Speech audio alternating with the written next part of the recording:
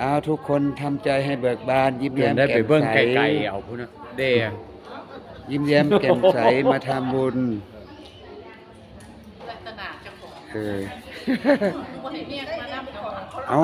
คันมาได้เขาก็มาละทีอันนี้เขาบ่มาเนาะยิ้มแย้มแจ่มใสเฮ้ยสุขสุขคนเบิ่งอ้าวไอ้นั่นข้าเบิ่งแต่โทรศัพท์ห้อยเข็มก็บ่ยิ้มให้กูแด มึงเบิ่งแต่มึงก้มเบิ่งแต่โทรศัพท์เนาะสวัสดีครับสวัสดีครับสวัสดีครับ ยิ้มแย้มแก้มใสสุขทุกคนอาสาธุเด้ออันนี้ผู้ขาที่เสียบเท่านี้เด้อเสียบให้แดอืม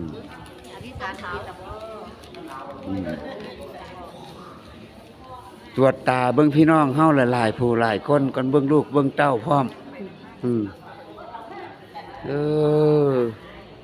เอ้าตัวน้อยๆนี่ก็มา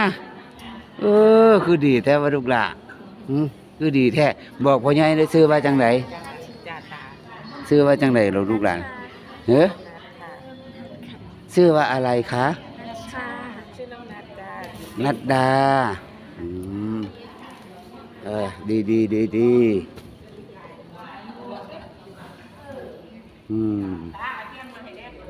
ตาเอาเทียนมาให้ยายหน่อยตานั่นโอ้ไทยบ้านชุมพลก็มาวะท่องกับบ่ได้ไทยบ้านชุมพลก็มาสวัสดีค่ะสวัสดีค่ะโอ้ยายกะหูใจเอาจริงๆดีมาก3 ปีดีแล้วดิดีมากครับอันนี้ชื่อว่าจังไดเนี่ยนะชื่อจีบบ่โอ้ยจีบหรือเคบจีบบ่จีบกันแหนบผมจีบก็คือเหน็บผมนี่ชื่อว่าอะไรเนี่ยฮะจ๊อบชื่อก๊อฟสิ้นจังครับสิ้นจังชินจังโอ้ยปัดภาษาเจกภาษาจีนไปเลยเนาะดีอันผู้ใดเป็นพ่อเป็นแม่เขาเนี่ยบ่โอ้ลูกเปิ้ลโอ้อันนี้ลูกอีแป้ง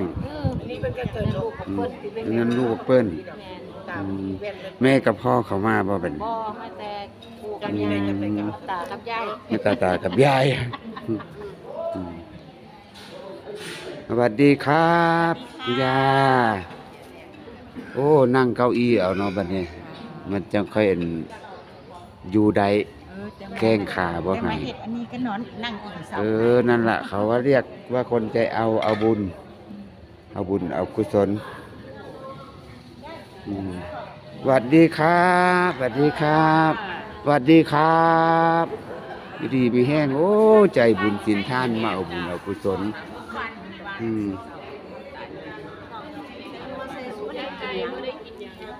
เอ้าตาน้อยบ่มาบ่บ่แม่นเมียตาน้อยอันนี้เมียตานุ่งตานั้นลืมไปครับสวัสดีครับโอ้ยิ้มดีไว้เพื่อนกูเอาน้องสาวกูสวัสดีครับโอ้สวยวันนี้น่ารักจังเลยอีห้อยเคยดูเพื่อนบ้างไหมล่ะดูเพื่อนบ้างไหมล่ะโอ้ขอบคุณมากค่ะขอบคุณค่ะขอบคุณค่ะโอ้เท้ามาบุญบ่เฮ้ามื้อนี้ครับสวัสดีพี่น้องเฮ้าเนาะสวัสดีพี่น้องเฮาห้อยสวัสดีพี่น้องเฮาสวัสดีครับเพื่อนๆครับ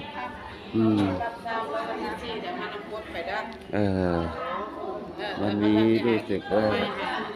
พบเพื่อนนักบุญเยอะแยะครับที่มาทำบุญด้วยกันกับผมด้วยกันเยอะแยะเลย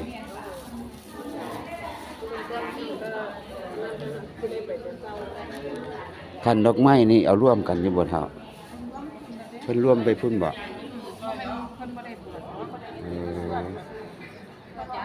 กะสิบ่บวชสิบวชจังใดกันนี้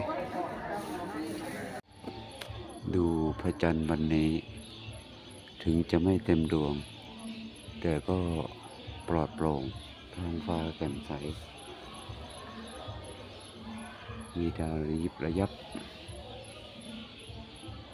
นี่แหละอยู่เมืองมนุษย์ใต้ล่า ก็เป็นอย่างนี้แหละ ไม่ว่าจะเป็นอยู่ที่ไหนวัดวาอาราม ยกเว้นป่าเขาลำนาวไผ่แต่ก็ไม่พ้นเสียงต่างๆนานา ในโลกแห่งสัตว์โลก หากไม่มีความสงบใจแล้วย่อมยากที่จะเข้าถึงศีลธรรมที่แท้จริงสาธุขอให้ดีทรงของเราจงหลุดพ้นไปเสียทีเถิดลำบากแท้ไม่อยากจะต่อกับโลกมนุษย์ให้มากนะขอไว้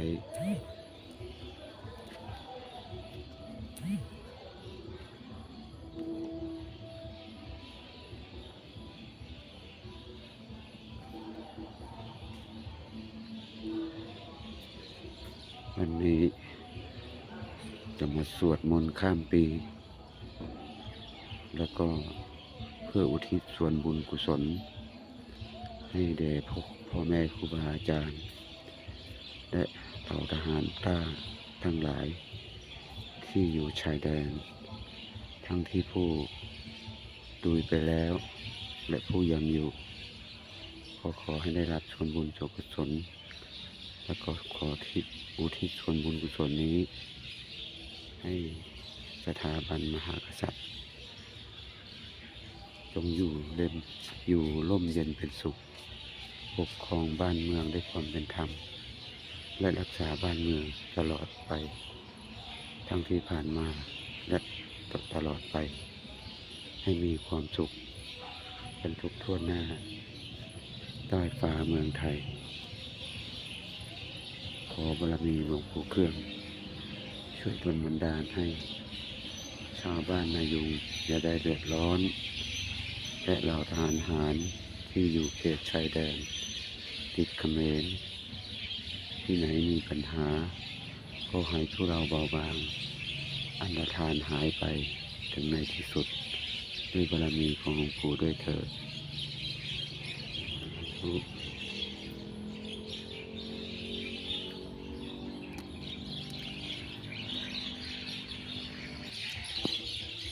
ยามเย็นมาเสียงนกร้องอยู่ตามวัดวาศาสนาอันนี้คือเป็นจุดพึ่งของสัตว์เราสัตว์ทั้งหลาย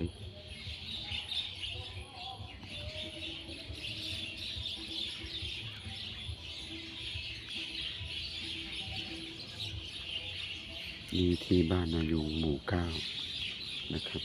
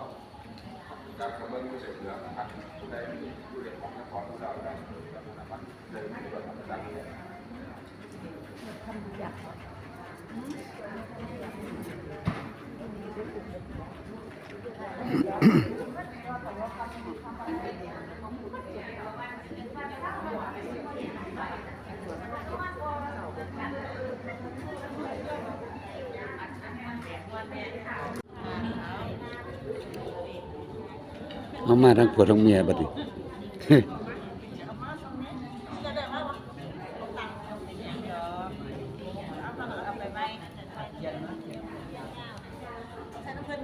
คันหาเจอท่านเพิ่นจักอ่ะ แม่ท่านขอให้ท่านมี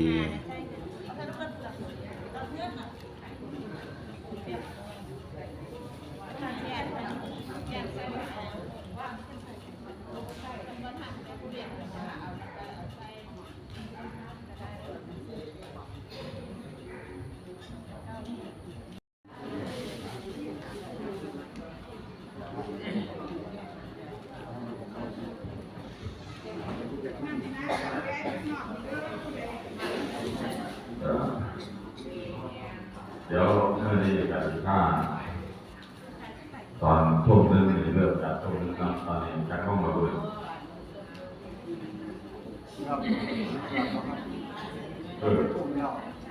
ครับเรื่องทุ่มนึงว่าทำวัดสวดมนต์แต่ทุ่มนึงถึง3 ทุ่มนี้คือเป็นช่วงทำวัดอาจจะเป็นเจ้าวันแน่มาไปของหน้าของน้ำทุ่มนึง3 ทุ่มเป็นช่วงเวลาการทำวัดสวดมนต์นั่งสมาธิที่ยังในรักประกาศช่วง3 ทุ่มเป็น4 ทุ่มก็คือสวดพุทธมนต์สวดพุทธมนต์สวดธรรมจักรช่วง4 ทุ่มไปก็คือสวดพุทโธแต่ปีนี้หลวงพ่อ78 ปี77 ย่าง78ประมาณ78เท่ากับตามไปที่79 ปีตั้ง79 78ของมัน79เลยครับ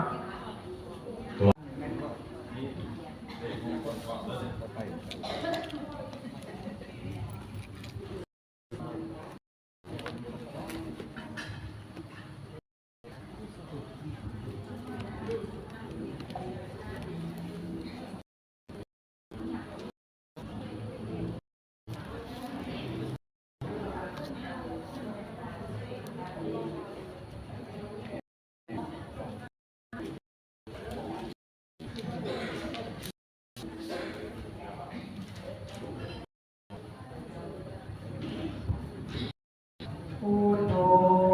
สัพพัญญูตายานุโอโยตาโรโลสังโฆมาภะภะระ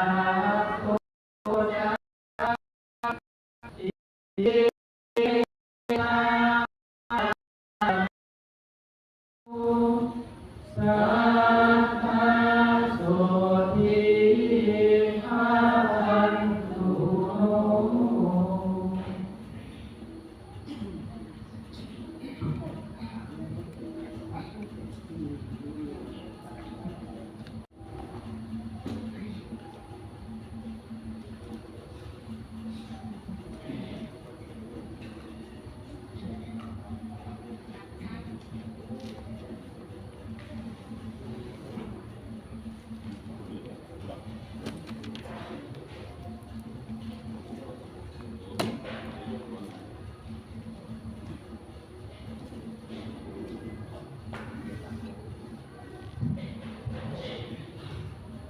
โย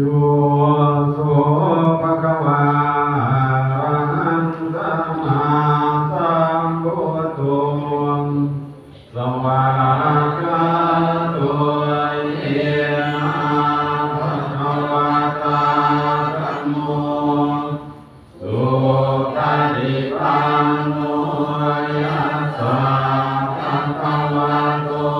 สาวกสังโฆตัมมัญญังภะคะวันตังสัพพมังสัพพังคังอิมิหิสัพพะเรหิยะตาปังอาโรติเตหิยาภิปุชยามังสาธุโนพันเตภะคะวาสุติระปะริพุทโธปิปาติมาสนัตตานุกัมปะมานัสสะอิมิสัพพะเรตุสังฆปะ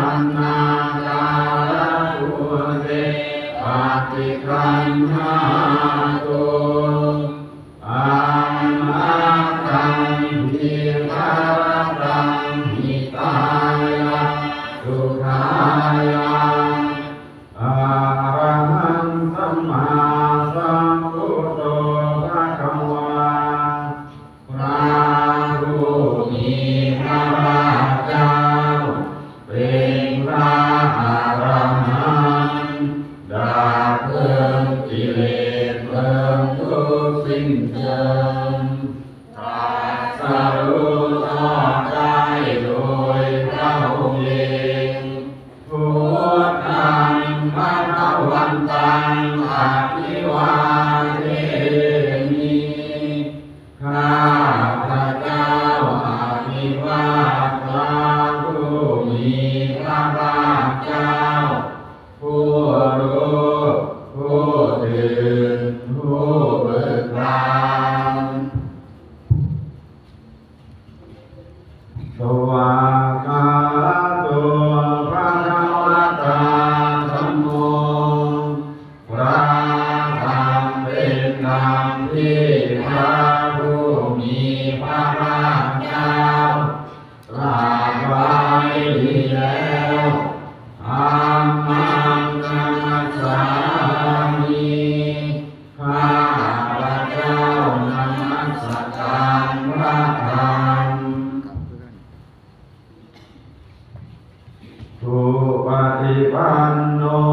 ภะคะวะโตสาวกสังโฆพระ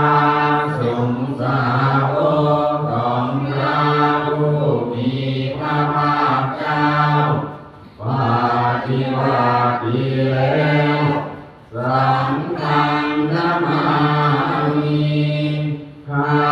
พระเจ้านอบน้อมพระสงฆ์มันมายังพุทธัสสะภะคะวะโตอาคณมการะเทวะพุทธานุสตินยัญจา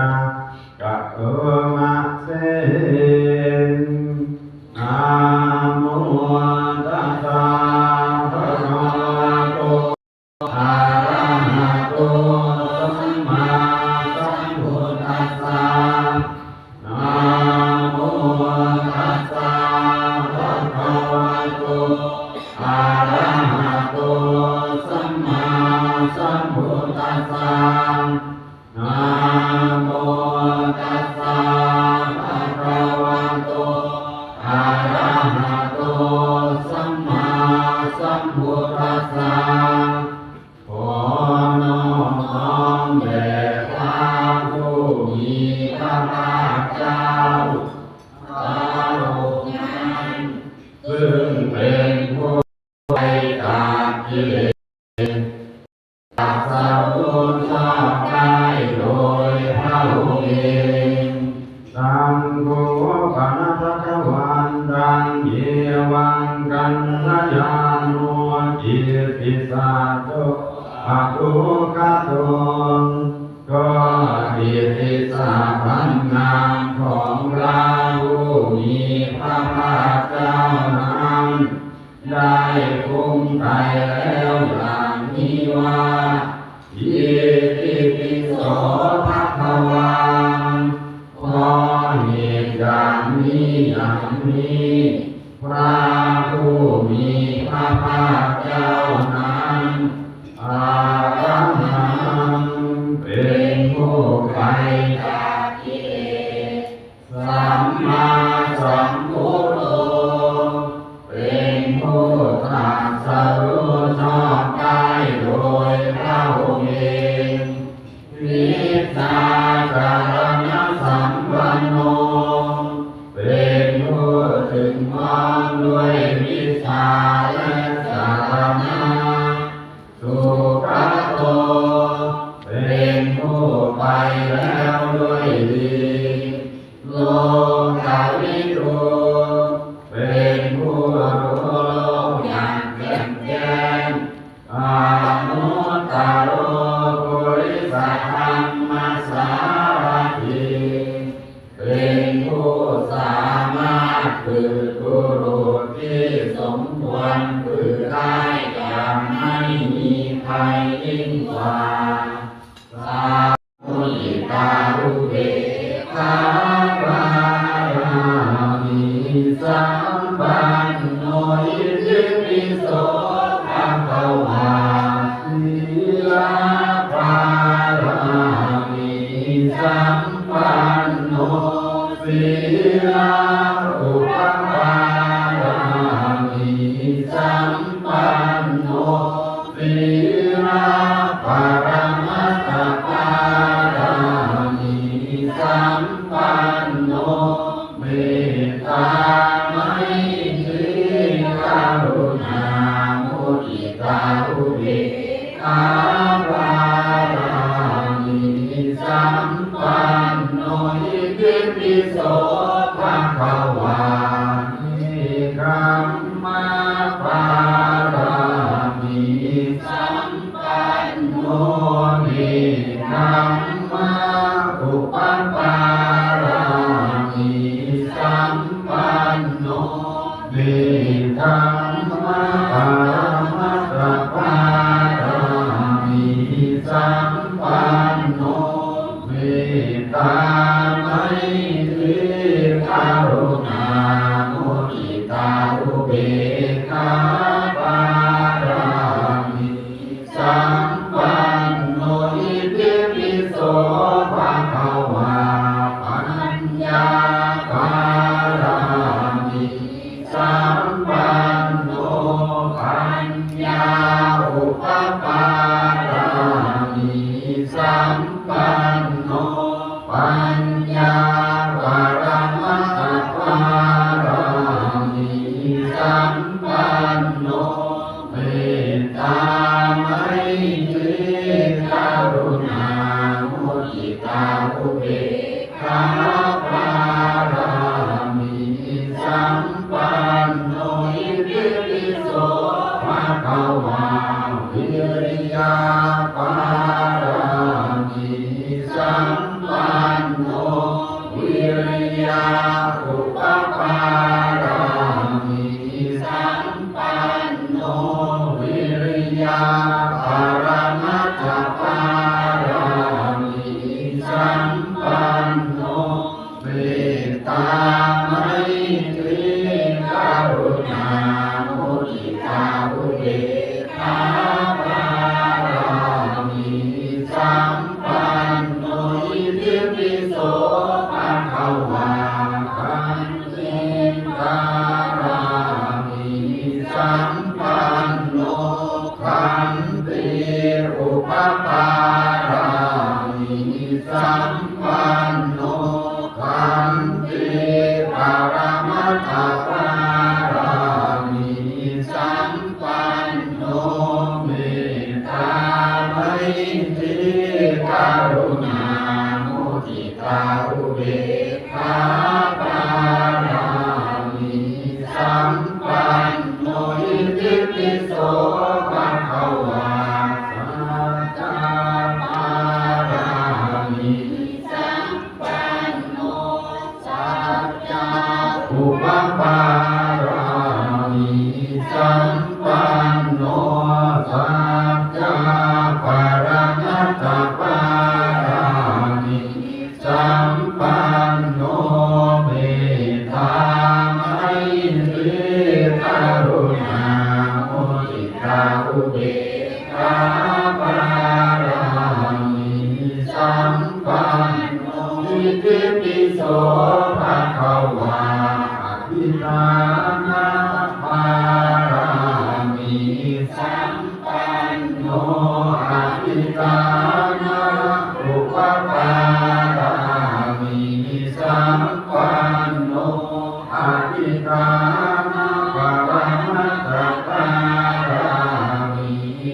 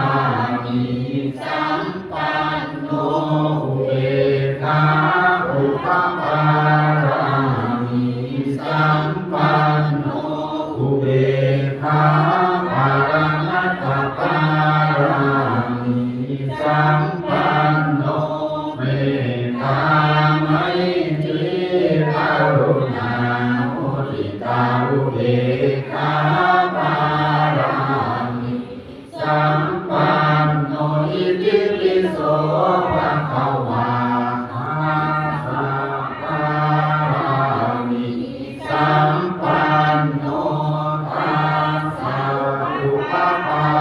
รามิสัมปันโนรัสสะปรมัตถ์ปาราโอยดังก็โอย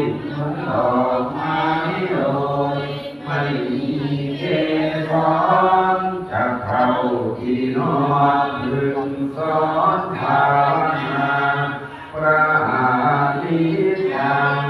พระอาหัตตาเราท่านเกิดมารำเดจะตายผู้ดีเข็นใจก็ตายเหมือนกันเงินทองทั้งนั้นมิติทั่วไปตายไปเป็นผีลูกเมียผัวรักเขาชักหน้านี้เขาเป็นสามีเพื่อยเงาผู้พองหมู่ญาติพี่น้องเขาหาเมาไปแต่ผู้เดียวป่าไม้สายเขียวเดียวไม่เห็นใครเป็นแต่ผู้แรงเป็นแต่ผู้กาเห็นแต่ผู้มาเยื่อแย่งกันกินดูหน้าสมเพชกระดูกหมูเอ้ยเรียขึ้นที่นาไม่เห็นลูกหลานพี่น้องเผ่าพันธุ์เป็นแต่นกเขาจากเราเรียกกันไม่มีแก่นสารอุตสาห์ทำบุญครั้งจุนเอาไว้จะได้ไปสวรรค์จะได้ทันพระพุทธเจ้าจะได้เข้านิพพานอาหังวันทานิสาภาโสอาหังวันนิพพานปัจจโยโหตุ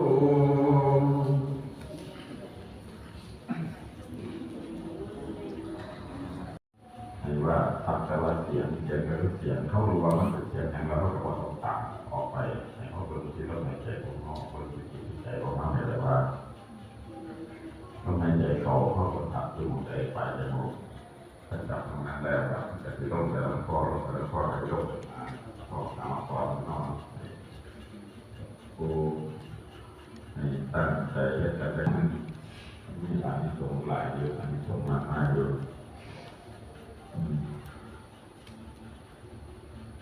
ลองตกลองเบิกน้ำปลาในน้ำไปใส่หมดเสียงจะน้อยใส่ทางขั้นสมาธิกับการรับใจข้าผู้ใจบริหารกันแค่อยู่ในความสงบพยายามจะใส่เสียงลงตัวผู้ที่เป็นธรรมจะตั้งใจปฏิบัติกัน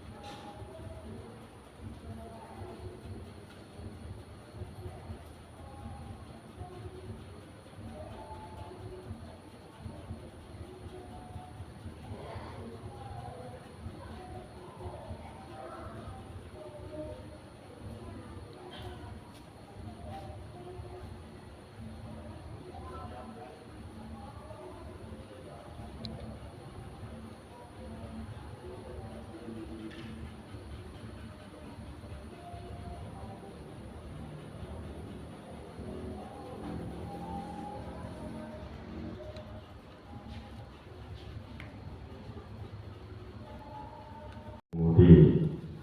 บริสุทธิ์โดยศีลคือบริสุทธิ์ในศีลห้าศีลห้าบอกก็คือเป็นของทางนั่งไปสู่เทวดา เทพบุตรเทพธิดาใดก็พูดคือสินหาขอขาดตัวโกของผู้ที่อยู่ในสินขอหาก่อนเนี่ยก็เป็นสะพานเป็นห้างเดินไปทางนั้นได้มองง่ายๆว่า ถึงเข้าที่บ่ขึ้นไปเป็น8เป็น10เข้ากับเป็นผู้ที่ห่างจากกิเลสได้อยู่คือบันไดหนึ่งขั้นอยู่นี่คือสินหานี่ละตอนนี้ทุกคนเป็นผู้ที่บริสุทธิ์แล้วก็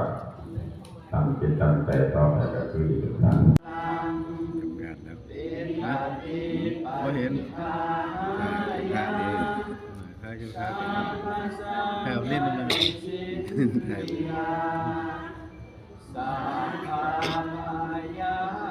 รินาสายาปาริตังกุณามังคาลังวิปัสสิปฏิภาณาสัพสัมปติสิทธิยาสัพพะโลกาวินาสายาปาริตังมุตตมังคาลัง เอกามิจารุเปติติกรัตเตจันตริเกวิมานิทีเปรเทจคามิ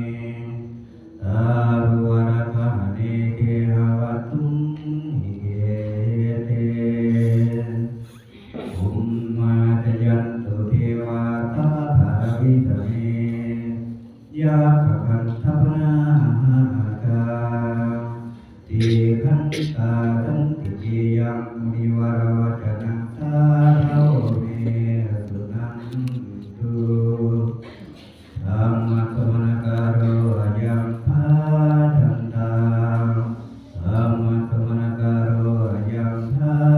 ทันตาธัมมะสมณการโรอายังพาทันตานะโมตัสสะภะคะวะโตอะระหะโตสัมมาสัมพุทธัสสะนะโมตัสสะภะคะวะโตอะระหะโตสัมมาสัมพุทธัสสะนะโมตัสสะภะคะวะโตอะระหะโตสัมมาสัมพุทธัสสะ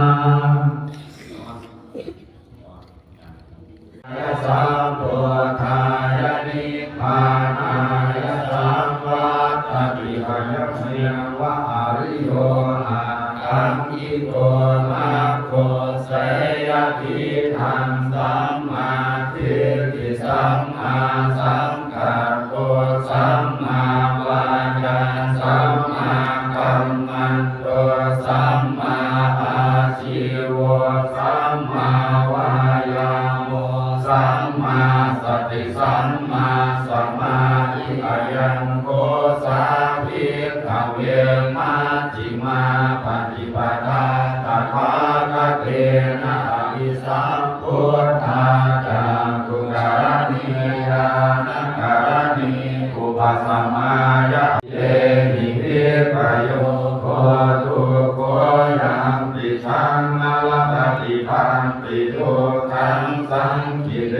นะปัญจุปาทานะขันธาทุกขาเทวมนุสานังพุทโธภะคะวาติติปิโสภะคะวาอะระหังสัมมาสัมพุทโธวิชาจารณสัมปันโนสุขโตโลกวิทูอนุตตโรปุริสธรรมสารติ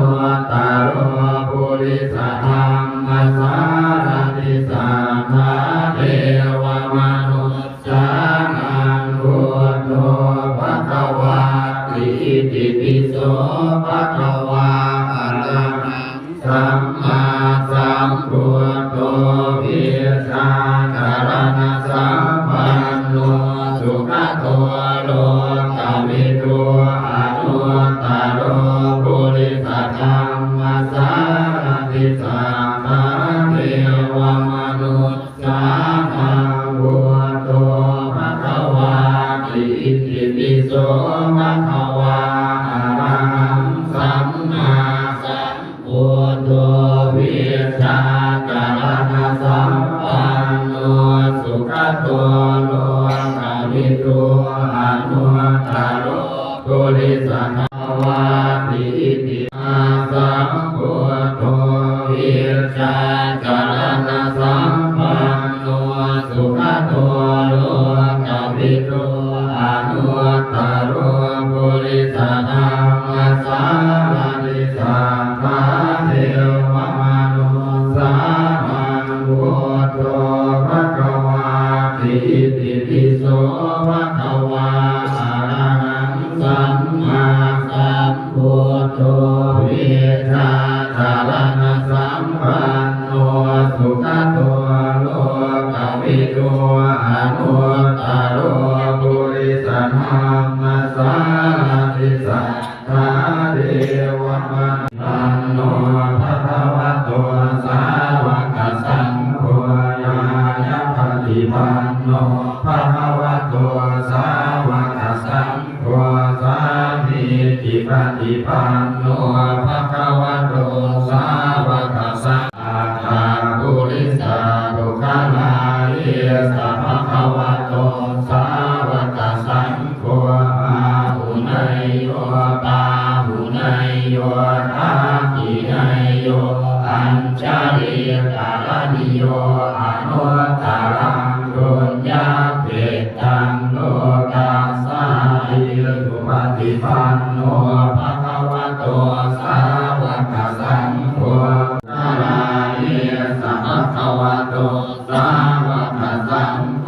อาหุเนยโยปาหุเนยโยทักขิเนยโยอัญชลีกาลนิโยอนุตตรังดุลยาเกตังโล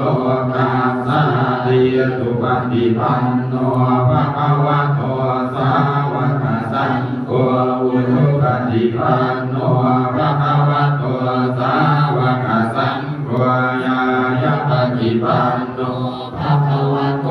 สาวกสังโฆสัพพะวะโตสาวกสังโฆอาหุเนยโย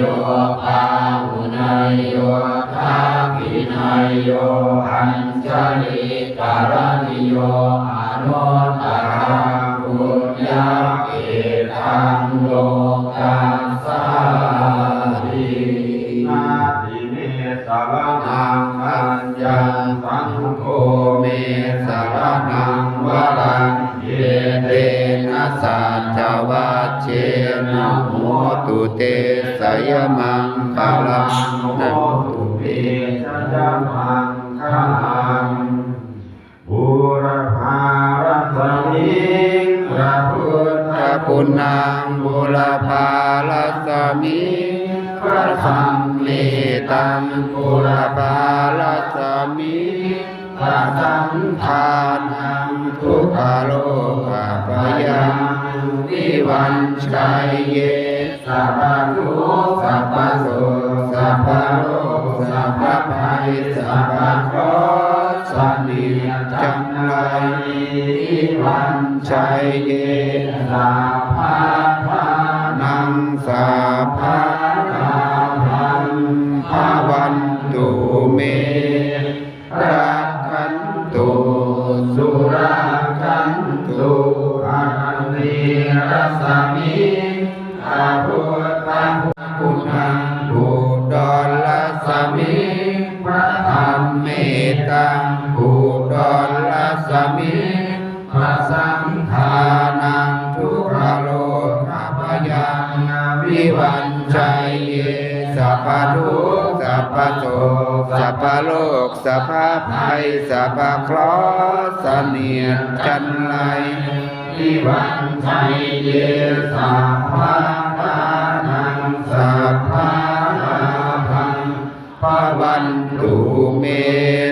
รักขันตุสุราคันตุอิสารสมิพระพุทธคุณังอิสารสมิพระธรรมเมตังอิสารสมิพระสังฆานังทุกขโลกพยังวิวันชัยเยสัพพะทุกข์สัพพะโสกสัพพะโลกสัพพะภัยสัพพะเคราะห์เส เสนียดจันไรอีวันชัยเยสาภาทานังสาภานังภวันตุเมรักขันตุสุรักขันตุปนาวีรัสมิพระพุทธคุณังพระทวีรัสมิพระทั้งแปดทิศพระสิทธิจงมาเป็นกำแพงแก้วจงเจชามาป้องกันน้องร้องรอบครอบครัวอนัตตาอาจเสมานาเขเตสมันตาสัพโยชนะสัพพะมัตสานิภาเตกาพุทธาชารปาริเกเตราคันตุสุราคันตุมัสสมิมงคลจักรวาลทั้งแปดที่ พัฒนาดูแลอุปถัมภ์บำรุงไปเรื่อยมันก็เปลี่ยนแปลงไปนะหลวงพ่อจำได้สมัยอยู่กับหลวงปู่หลวงปู่เครื่องเน้นเนี่ยหนาวยังที่ละว่าให้ปู่ศาสตร์นางโอ้ขอพรซะหลวงพ่อเลยบอกกับหลวงปู่โอ้ยขอพรในเจ้าย่ำหนาวเล่นนั้นเป็นนางสาอุศาสตร์เนี่ยนางกระดาษพื้นธรรมดาแต่ก่อนมันพื้นสลาเป็นไม่แล้วบ้านนี่ก็ไหว้ใส่เป็นรับบาตรพระทรงบาตรพระโอกันเฮลก็ที่เก่าไม่ได้ดินละบาทวัดสงชัยของคนในดีกว่าปัจจุบันในบ้านในโมล่ากับพวกเขาสนิมญาติโยมที่สอบไม่ผ่านแต่บริวารจะขอผ่านเรียนก็เป็นห่วงเรียนคนที่ยังมีชีวิตอยู่ไปดำเนินชีวิตไปต้องรักษาสุขภาพร่างกายตัวเองคนอื่นแต่หลวงพ่อต้องรุ่งเรืองสุขภาพร่างกายก็ไม่ก็ดีทีนั้นก็ทำความเข้าใจทีนั้นแต่ละท่านแต่ละคนอย่าลืมว่าหลวงปู่เครื่องธรรมจารย์รวยรุ่นฝากวัดวาลำไว้กับพระเนรกับญาติกันโยมนี่แหละช่วยกันดูแลช่วยกันอุปถัมภ์บำรุงวันนี้ก็ถวายปัจจัยพระเจริญพุทธมนต์ข้ามปีสุขภาพที่เก่าก็รับที่ใหม่ถวายผู้ตรวจผู้เป็นประธานสงฆ์ตรวจ 1,000 บาทถวายพระอันดับ500 ใครบ้างถวายสมณีน้อยลูกละ300ก็คนไปใต้เขาเกียรติผู้ใดจะถวายพระผู้นี้สมณีได้300พระได้น้อยเดียวไอ้เฮ่หลวงพ่อก็ถามว่าเล่นในเท่าไหร่ได้300หลวงพ่อก็เลยนั่งข้างในมาพระพูดเลย500ทีมื่อนี้พอเห็นผิดตัวก็จัดไว้ถูกต้องนั่นแหละคนถวายจำหลังมื่อนี้ไว้เชิญซื้อพระซองพระจำลองพระซองเล่นกับวันนี้จะไปทำขึ้นมาว่าเราจะใส่เขามาฆ่าไว้ก่อนความหัวใจอันนี้เนี่ยลงบริจาคก็4,030 บาท4,030 บาทที่ไม่พอแล้วพ่อก็เติมให้ยังก็ หลวงพ่อเองก็ฝากวัดฝากวาฝากพระฝากเนรอย่าลืมว่าพระพุทธเจ้าเป็นตรัสไว้ว่าพระศาสนาจะอยู่ได้ไม่ได้ขึ้นอยู่กับบุคคลสี่กลุ่มพระสงฆ์สามเณรในการบวชเป็นสามเณรนี่วันนี้นับถึงใหม่แล้วเราก็เห็นว่านายภิกษุณีก็หมดไปดังนั้นให้ดูแลวัดวาช่วยกันคนมาวัดก็น้อยลงเพียงก็ฝากพระวาลาหลวงพ่อฝากแต่พระเนรที่เราดูแลมามันก็ได้ขยายไปพอทุกควรนะอย่างบ้านห้วยทรายชาวบ้านห้วยทรายก็บวชที่วัดเราคุณญาติคุณโยมบ้านเราเนี่ยแหละช่วยกันดูแลอุปถัมภ์บำรุง